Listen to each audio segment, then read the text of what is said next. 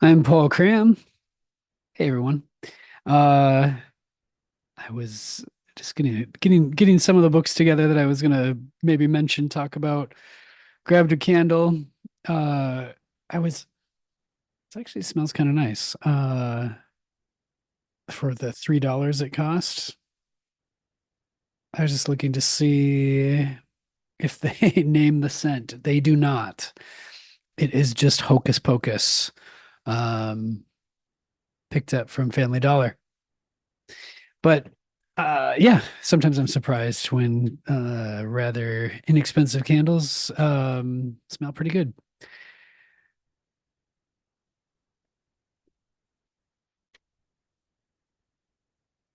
I won't smell it and burn my nose. Yeah. It's been an interesting few days here, months, weeks, whatever. I've been reading a ton as usual. Um, yeah, shout out to all you bookworms and fellow bibliophiles who love books, books, books, books, books. Uh, yeah, I've been going down for the past couple of years, kind of some rabbit holes, quite a bit, rabbit trails, if you would, on books that have a lot to do with, I would say like personal discovery, self-help. A lot of the ones relate to, just different types of psychology and even a fair amount of ones that deal with spirituality and all those types of things, specifically like religion and stuff like that. Yeah, for people that don't know, because I don't know, I, I I I haven't talked a ton about this over time yet, but I'm sure I will. I grew up in very high demand religion, a Pentecostal Assemblies of God sort of a vibe. And this would have been in the 90s when I was, in the thick of it. And just now I'm really starting to start in the past couple of years, I've really been unraveling and taking all that apart. Why it took me that long is a long thing, but yeah, with the help of outside support therapists and just support groups and things like that, just really looking at some of my background, my past, my things that I've had to live with, cope with, and now am, you know, putting aside. Uh, with that in mind, I'll just mention one of these books is No Nonsense Spirituality. I'm really making my way slowly through it. All the tools, no faith required. This is written by Brittany L. Hartley. I think she goes by Britt quite a bit, Britt Hartley. I came across her on a podcast, and her story is like a lot of people's. She grew up in a high demand religion. She went to school for it, and then she really started to dig into like, wait a minute, what does this stuff actually say? And she, kudos to her. She didn't just stop at her own religion. She started to dive into others and look at it and stuff like that.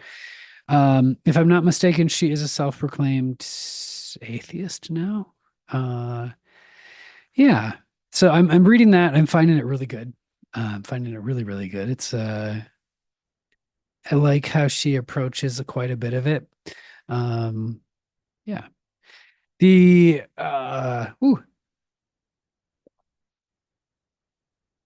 but I was going to say the book that specifically like this week, this in this time that I'm working through and just and looking at is Anxious Attachments and Avoidant Detachment. Uh, I'm not sure who this author is, so I haven't really done too much research on it. I Some of the writing and stuff like that, I'm like, this is really general, but that's okay. I think this is a little bit of a launching point for this topic for me, and I'm definitely gonna get. There's some other books on this topic that I think are probably probably a little bit more fleshed out and written by um some there's one actually that I was looking at on attachment, and it's written by a doctor and a psychologist. So I'll be looking into those. But on this topic of like anxious attachment and avoidant detachment, uh it's something that I am contemplating quite a bit these days, and really kind of taking a look at in my own life and seeing uh how I operate, especially like in interpersonal like dating relationships and things like that. I definitely fall under the like the anxious attachment style a lot. A little bit of that avoidant detachment in there too. And it makes a lot of sense when you know a little bit of what I've already mentioned, growing up in kind of that high demand religion. I mean, you can see this even outside of it. You don't 100% have to have just religion informing this sort of a thing, but people with anxious attachment generally are looking for love and acceptance in a they're not very secure about it. It's just like, oh, okay, like for me, like I'm in a date trying to be in like a dating relationship, and it's like, oh, okay, this person seems like they like me, and they're showing their actions show they like me, but do they really? And it's just like this hamster wheel of like constantly needing a sort of validation that they do, which I know is exhausting for them. It's also exhausting for me.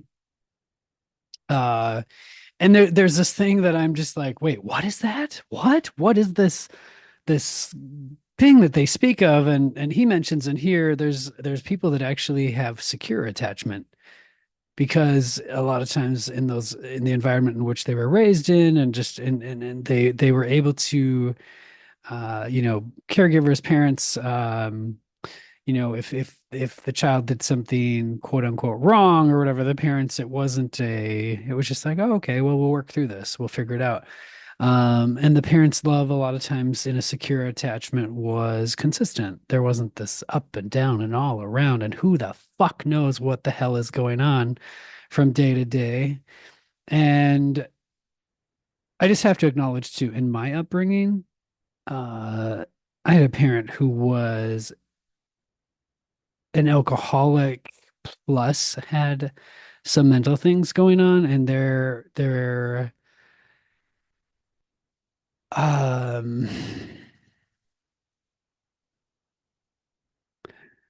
it is, for me, it's pretty textbook when I look at the anxious attachment. Like, it's like, yep, check, check, check.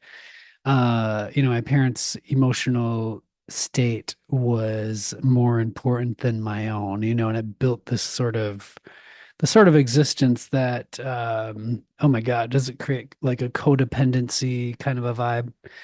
Codependent, people pleasing, walk on eggshells, must not upset parent who is I look at it now and I'm like, wow, my parent was incapable of processing emotion that was complex in a healthy way, and able to own their emotions and own their um, part in the world, and how they were, like, it's like other people can't make you fill in the blank. Other people aren't making you angry. Other people aren't making you act the way that you are.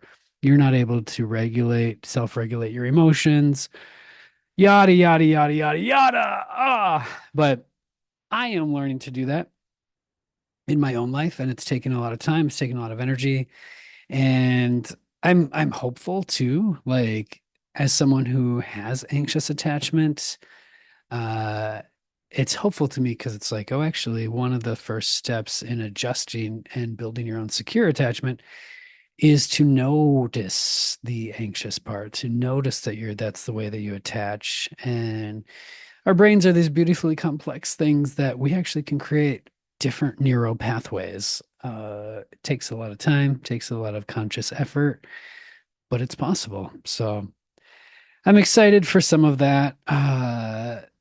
making some mistakes along the way and one foot in front of the other sort of a thing. But I also got a haircut and I'm not exactly sure. I don't know.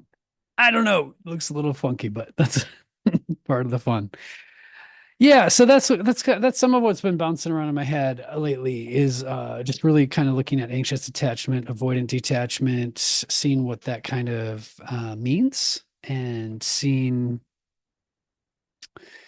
where I fall in that. And it's not a really fun thing to be working through.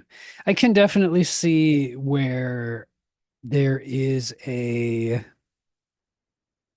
really, I mean, just as a side thing, I say this as an actor all the time, but it's just like, oh my God, these things that happen to us in life, they inform so much of what we can bring to the table from a toolbox perspective.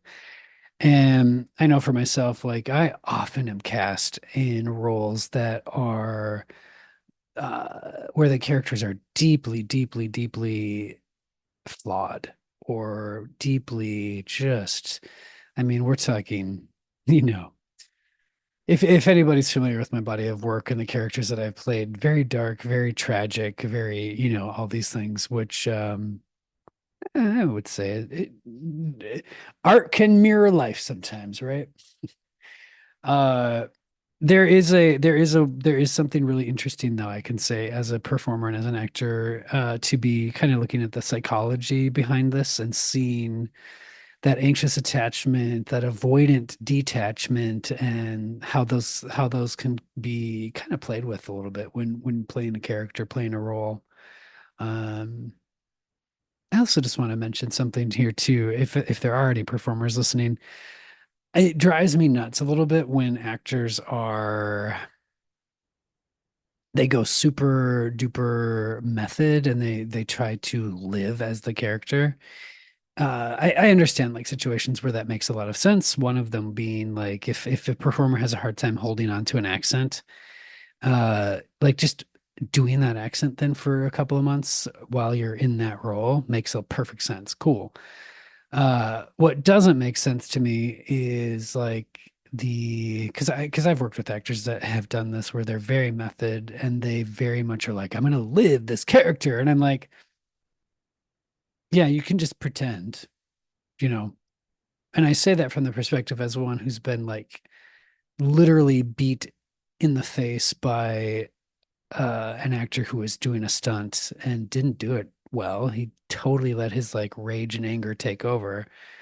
Thinking, I don't even know what he was thinking, but I could see it in his face where it's just like, oh, and I'll say, you fucking idiot. Like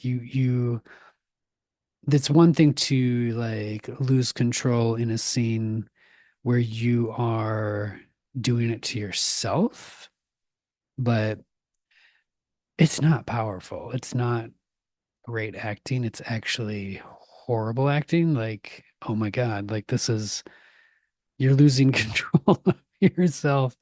And it's almost laughable. It's like, are